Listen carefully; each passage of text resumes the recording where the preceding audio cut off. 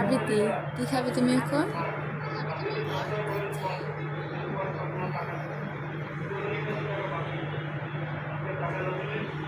কি ব্রেড ভাজা? সত্যি?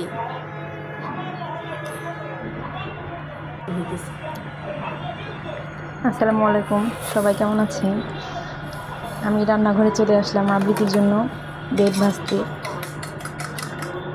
তো সবাই আমার সাথে থাকেন, দেখেন।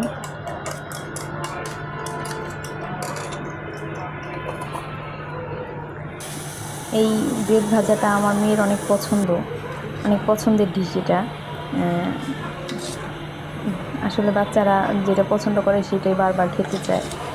ও ভাত অত খেতে চায় না, ভাত খাওয়াতে ওকে অনেক কষ্ট হয়।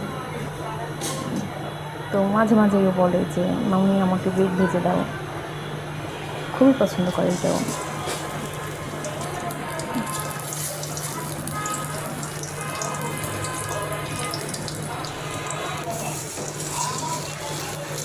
এখন বিকেলবেলা ও সারাদিন আজকে খাওয়া দাওয়া খুব একটা করেনি, এই জন্য যা খেতে চেয়েছে সেটাই বানাতে চলে আসলাম তাকে।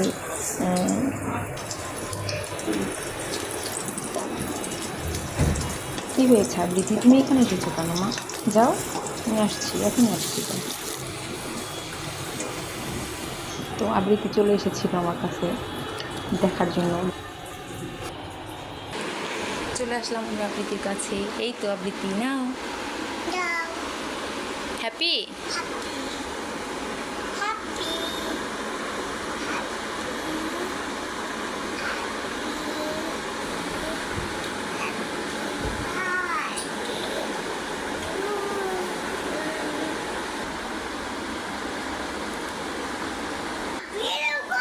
গরম? গরম লেগেছে তোমার?